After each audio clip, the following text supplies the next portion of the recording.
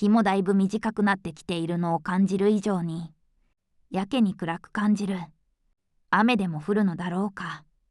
秋の天気は変わりやすいって言うからな。それでもすぐに降ってくるわけでもなさそうだ。学校から僕の住むアパートまでは、歩いて数分の距離しかない。特に急がなくても濡れることはないだろう。4年と半年前に小学校に入学してから毎日歩き慣れた道。この辺りは新興住宅街というのだろうか。似たようなサイズ、似たようなデザインの家が、整理された区画に整然と並んでいる。僕の家のようなアパートの方が稀な地域なのだ。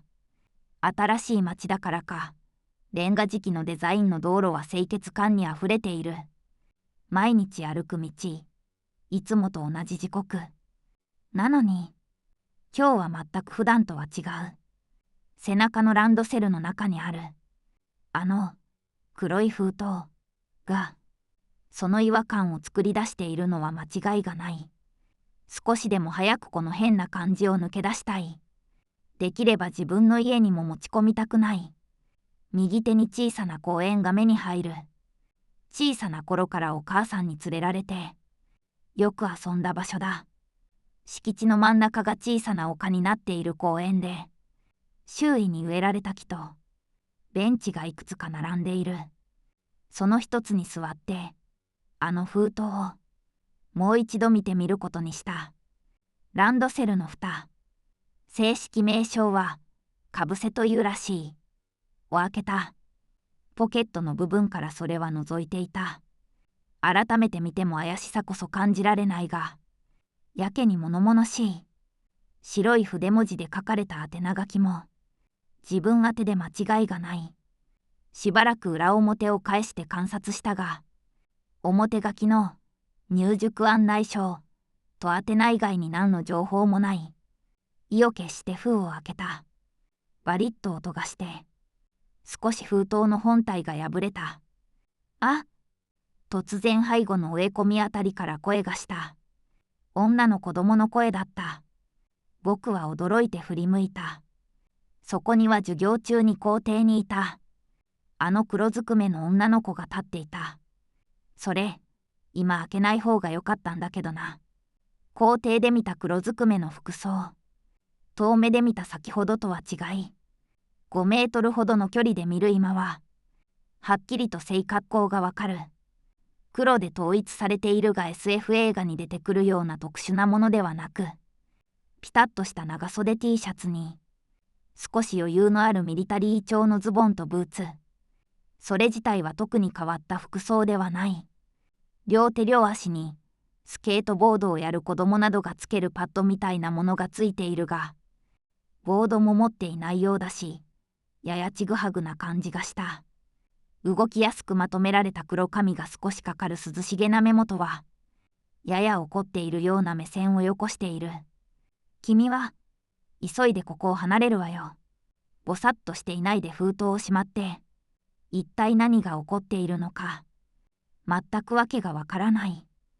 今日初めて会った女の子に、何をせかされているのか、からかわれているようにも思うのだけど、女の子はしきりに周りの様子をうかがっていて、冗談でやっているようにもまるで見えない。事情を確認しようと言葉を発したが、女の子はこちらに目線を戻すこともなく、僕の言葉を遮った。事情はあなたのお家で説明するわ。とにかく今は私の指示に従って。これ以上今は聞いても無駄みたいだ。普通ではとても受け入れられる状況ではないけど、女の子の気迫の方が勝っている。ほとんど無意識に封筒をランドセルに押し込め、公園のベンチから立ち上がった。急ぐよ。女の子は周りへの警戒を続けつつ先導し始めた。向かっているのは、どうやら僕の家の方向みたいだ。おかしなところに連れて行かれることはなさそうで、多少はほっとした気持ちにはなるけど、それにしても何に警戒をしているのだろう。新興住宅街の街並みは通りが整然としていて、歩いていても見渡しがいい。下校時刻を過ぎた今は、母親と子供たちが家にいるのだろうが、防音効果の優れた最近の家からは、生活音のようなものは聞こえず、車通りもほとんどなく、とても静かだ。初対面の女の子と二人で言葉を交わすことなく、自宅に向かうこの状況は、少なくとも僕の生きてきた11年余りの人生の中では初めての経験だ。と、会ってから今まで僕は、とか、と、しか言葉を発していない。なんとか状況を把握したく、声をかけようとしたが、今度もまたその目的を達成することはできなかった。静かに、今まで気づかなかったが、彼女は耳にワイヤレスイヤホンのようなものをつけており、今はそれを覆うように右手をかぶせ、何かの音に集中しているようだ。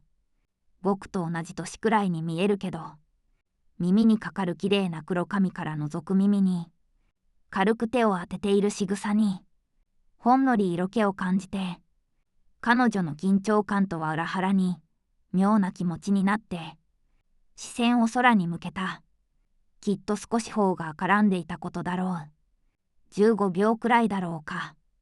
微動だにしなかった女の子が、イヤホンに当てているのと反対の手を水平に上げた。来た。ヒューン。しばらくの静寂の後に、僕の耳にも聞こえた。何かの機械音。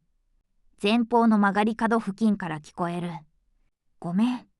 言葉の意味を理解できないうちに、僕は女の子に激しく突き飛ばされ、住宅街の生垣に植えられた赤い葉をした低木の間を転げて、その家の駐車場に転がった。一瞬遅れて、機械音とともに鈍い金属色の大きな物体が、生垣の向こうの僕らがいたあたりを、ものすごいスピードで過ぎていった。いった。状況に全くついていけていない僕の頭。漫画ならいくつものハテナマークが、その上に浮かんでいるところだ。生垣を通り過ぎる際にひっかいた方と、駐車場の敷石にぶつけた膝が痛い。逃げるよ、こっち。女の子も駐車場の敷地に立っている。どうやら彼女も惹かれてはいないようだ。聞きたいことは山ほどあるのだけれど、そんな時間はないと女の子の表情が言っている。とりあえず黙って従った方が良さそうだ。今いる駐車場の敷地の家と、その林家の間の空間へ移動を開始した。僕たちは家の敷地を隔てている。アルミフェンスの横奥に進んでいった。こういった住宅街は敷地が整然と仕切られていて、それぞれの家と家の間もそれなりの空間が設けられている。今いるのはそういった場所で、家の裏口のような場所だ。小さな庭のようになっている。さっき僕たちを跳ね飛ばそうとしたのは、多分大型の二輪車だろう。偶然の事故ではなく、明らかに僕たち、いや、僕を狙っていたように思う。きっといろいろ聞きたいでしょうけど、今ここで簡単に説明できることではないの。とにかく今はあなたの家まで無事にたどり着くことに集中して、承知の意図を込めて軽くうなずくと、彼女と共に移動を再開した。と言ってもすぐに反対側の道に出てしまう。これでは追跡者からは簡単に僕らの位置が予測できてしまうだろう。再び、彼女はイヤホンに集中した。今は僕の耳にも何も聞こえてはいない。行くよ。元いた敷地から道を渡って南西の区画に移動する。学校から向かって僕の家のある方向だ。ここは確か同級生の家だったはず。黒いタイルで覆われたモダンなデザインの家だ。それにしても、僕らを跳ね飛ばそうとしたバイクは、ちらっと見た印象ではとても大きいものだったと思ったけど、特有のエンジン音というか、大きな音が全くしなかった。今も住宅街は静まり返っている。消音システムを使っているの。動力装置そのものも、あなたの知っているものとは全く違うわ。まるで僕の頭の中を覗いていたかのようなセリフだ。顔に書いてあるってやつかな。僕の家に向かってさらに歩みを進める。あと3ブロックほどで到着する距離まで来ていた。いつもと変わらない住宅街の様子。先ほどの出来事など、幻かのように平常の街の雰囲気。このまま何事もなく家に着けそうな気もしてきた。今度も家と家の間を通って道を渡る。その前には十分すぎるほど辺りを警戒したはずだった。そろそろと道に出た僕らが見たのは、向かって右側にある死角から現れた大きなバイクのボディに反射する薄暗い夕日の光の反射だった。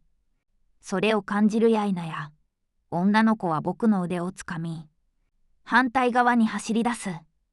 男にしては小柄な僕だけど、女の子はまるで僕を熊のぬいぐるみをつかんで運ぶように移動した。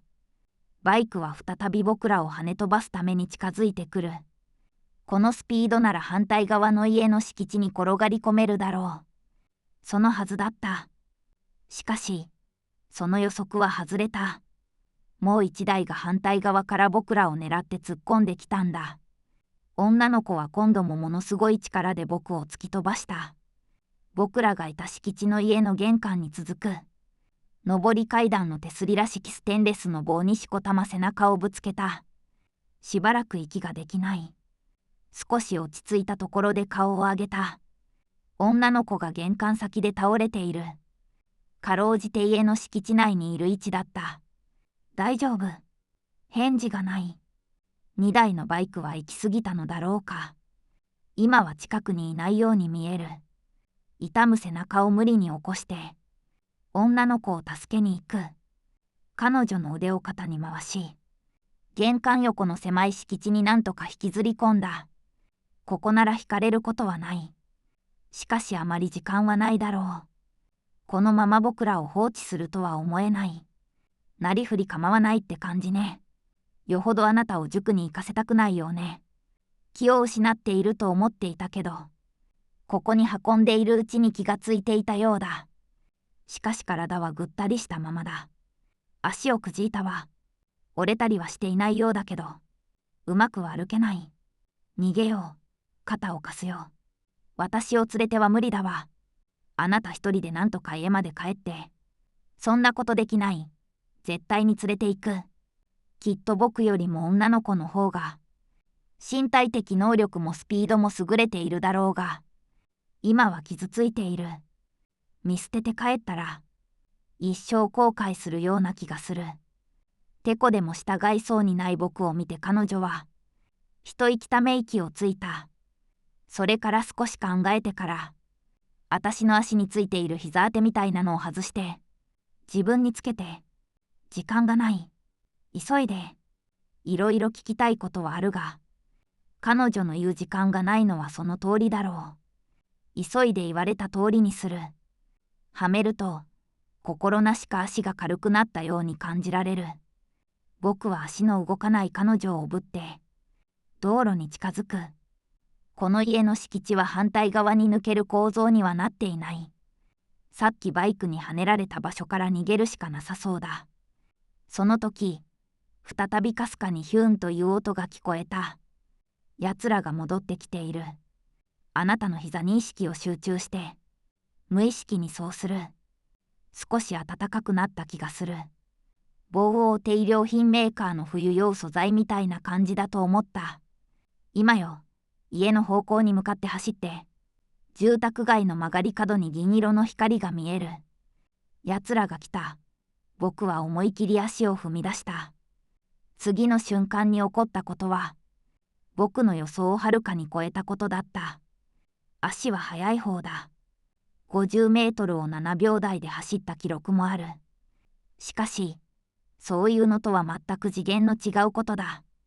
瞬き一回の間に、十数メートル離れた。蓮向かいの家のフェンスにぶつかりそうになり、慌てて方向転換をする。瞬く間に今度は道路の反対側の壁にぶつかりそうになる。今度もなんとか軌道修正して、道路と平行に走る。いけそうだ。そう思い、もう一段足を早く動かした。周りの景色が進行方向を中心に色彩の線になった。向かっている方向の中心の路面だけが見える。耳元に顔を出している女の子の驚きが感じられる。ただそのすべてがほんの数秒間の出来事だった。何が起きているんだ。起きたことが理解できないまま動かし続ける足の筋肉だけに現実感があった。行き過ぎよ、止まって。おぶっていた女の子が耳元でそう叫ぶのを聞いて初めて我に返り、やがて少しずつ足を止めた場所は自分の家のある通りを過ぎてしまったあたりだった。